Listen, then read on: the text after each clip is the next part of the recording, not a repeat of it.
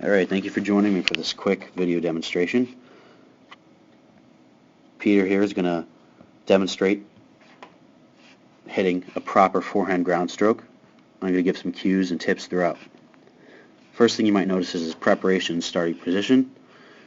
His feet are in a good athletic stance, which is really good, and that's what you always want. Shoulder width or so apart are the balls of your feet, always being ready for whatever comes at you.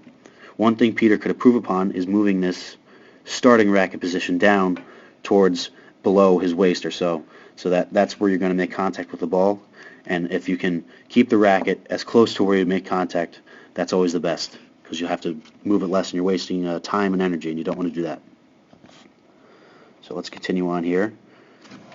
As the ball gets pitched to him, you're going to see a little bit of a hop step he does there, and that's a good example of a good transfer of momentum as he's getting ready to hit the ball. He's trying to get his momentum and his body weight behind the ball so that he can put as much power into it as possible. On top of that, you can see his torso start to rotate as he approaches the ball and starts to make contact with it. That rotation, using his core, using his big leg muscles like the quads and the glutes, are going to help him put even more power into it. And the more power you put into the ball, the faster it's going to go, and the harder it is for your defender to return it, which is the whole point of tennis, really.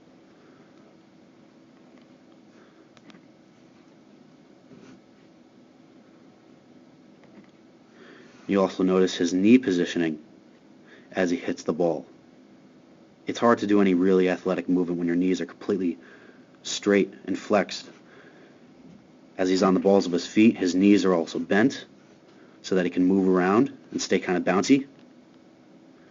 And as he rotates, you can see this right knee of his is a little more bent than the left knee is.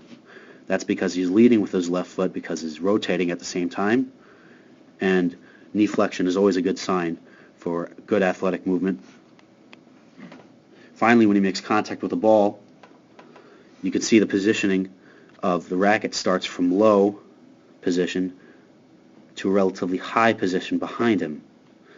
That's what you want. You want it to go low to high when you're hitting a forehand ground stroke. And when he makes contact with the ball, notice how he's making contact in front of him rather than behind him, because he wants the ball to have as much power coming off the racket as possible.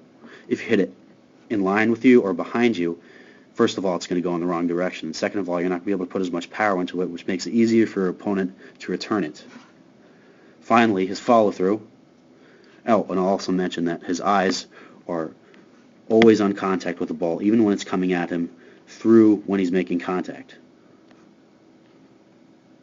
as you can see. Finally, his follow-through.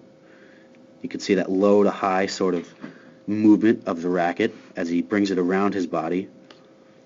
One thing Peter did that could use some correction is you don't need to bring it that far back. It's good to have a little bit of follow-through, but an abbreviated follow-through is what's usually the best, because you want to get back into your ready position as quickly as possible and be prepared for the next ball coming your way.